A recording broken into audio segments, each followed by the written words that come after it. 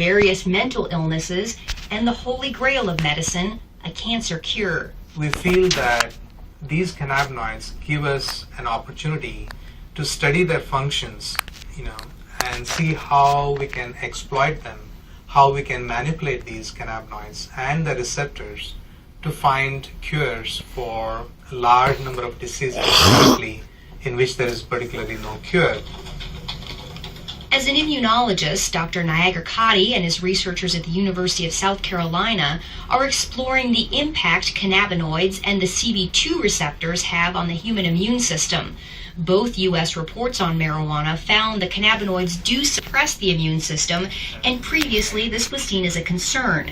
But Dr. Niagara Cotty believes tamping down the immune system could be a good thing. Is a concern. But Dr. Niagara Cotty believes tamping down the immune system could be a good thing. There are about 80 different autoimmune diseases, and basically autoimmune diseases are triggered by your immune system going haywire, getting hyperactivated and destroying certain cells and certain tissues. In multiple sclerosis, for example, the immune system suddenly begins attacking the brain and the spinal cord. Rheumatoid arthritis and lupus are similar diseases caused by the chronic inflammation associated with an immune system gone amok. The cannabinoids dampen down response to bacteria or foreign agents or injury to tissues. A lot of scientists and researchers are interested in those properties of the cannabinoids, in trying to see how we can suppress the immune response in autoimmune disease conditions. For Dr. Niagara Cotty, the research has gone far beyond treating inflammatory problems. He's narrowing in on the potential of cannabinoids to kill immune cells that have mutated and become cancerous. Once they become cancerous, they no longer die a normal cell death. Instead, they begin growing and spreading uncontrollably. We were one of the first labs to demonstrate basically that not only the immune cells, the normal immune cells express these cannabinoid receptors called the CB2 receptors, but also that when these immune cells get transformed and they become cancer, to our surprise we found that these cancer cells continue to express these CB2 receptors. This was an exciting discovery because the CB2 receptor can act like a target for the cannabinoids. Once they bind with the receptor, they can tell the cancer cell to die. So basically telling the cells basically to commit suicide, and that's what they do. And we demonstrated that that would be the mechanism by which the cannabinoids can kill the cancer, and therefore it can be used effectively as an anti-cancer agent. Dr. Niagara Cotty and his researchers were able to eradicate almost 100% of the cancer in test tubes. But they were skeptical they would see similar results when they moved on to tumors in mice. To our surprise, we found that almost 25 to 30% of the mice completely rejected the tumor. They were completely cured. And in addition, we found that the remaining mice also, there was a significant reduction in the volume or the size of the tumors as well. The lab results have been so promising that Dr. Niagara Cotty is beginning clinical trials with leukemia patients. There's no doubt in his mind that the cannabinoids, either from the plant or lab created, will play a major role in medicine in the future. I feel that in the next 5 or 10 years there is going to be exponential growth in cannabinoid research. It's an area where both the critics and the advocates agree. Scientists are now well on their way to developing medicines based on the cannabinoids. It begs the question, however, will modern medicine eventually make the marijuana plant obsolete? No, it will not. In fact, it will only enhance it. Okay, because now it's more proof that the plant really does work. Okay, and instead of spending $600 a month on buying the pharmaceutical drug, I can grow my own plants. I don't want them to ever take the choice away, because I don't know how long it's going to be before they really find out exactly what is working for me or for others. And right now, having the raw plant available is the best solution, because you have all of it there. You don't have just what they've isolated, just what they've decided is important now. Let's keep it in the corridors of science. Let's keep it in the FDA. Let's do what needs to be done, which is careful, longitudinal, placebo-controlled, crossover, head-to-head studies and see where it falls out. But let's deliver what's really medicine. That is the individual cannabinoids. They may come across some things that are better than herbal marijuana for one thing or another, and good luck to them. I'd love that. But I never want to see compromised the capacity of people to use herbal marijuana, whether it's because the drug that they've come up with is much more expensive, or it doesn't do as well, or whatever the reason.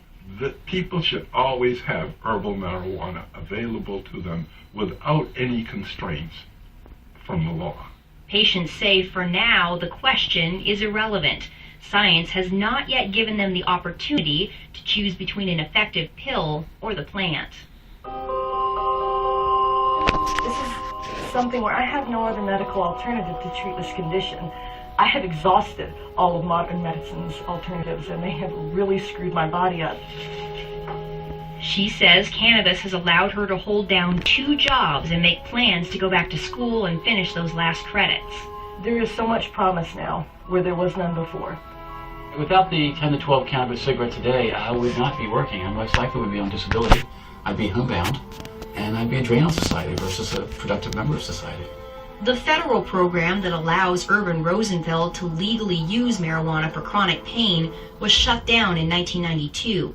Today, he's one of a few living patients who are grandfathered in and still receive marijuana every month, courtesy of the U.S. taxpayer. Point Hatfield believes he will never gain back the muscle he lost during his cancer fight, but he got his life back, and he thinks people should not underestimate this plant just because it doesn't come with a prescription. It's medicine.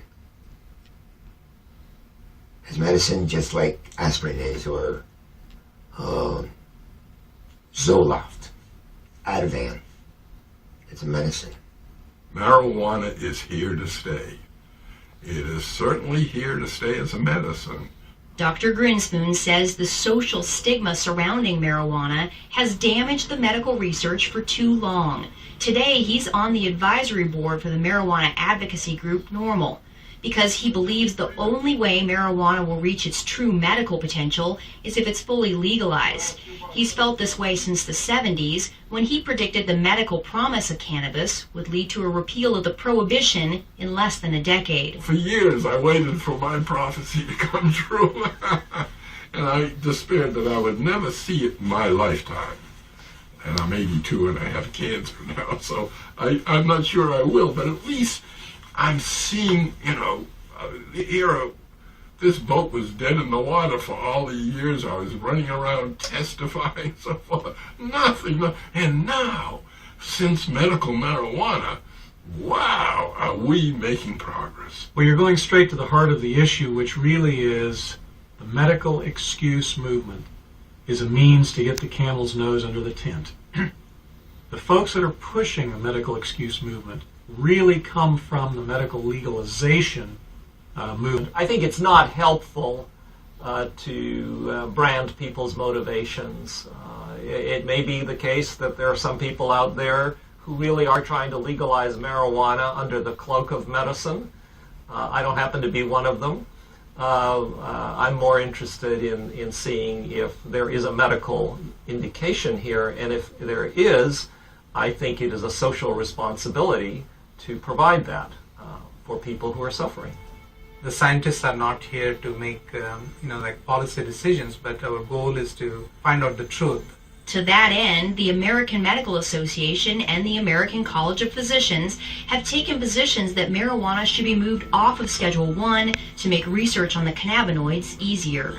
We who are involved in the science sort of wish that science would become more of a dominant driver in the messaging, as opposed to politics, religion, and ignorance and fear. I like to say it's time to have more light than heat on the subject, and clear away the smoke here. When you strip away the smoke of the social and political issues, one thing is clear. After decades of controversy, conjecture, and limited research, we have arrived at last in the realm of science. We know more about the secrets of this complex plant than at any other time in history. The only question now is where that knowledge will take us.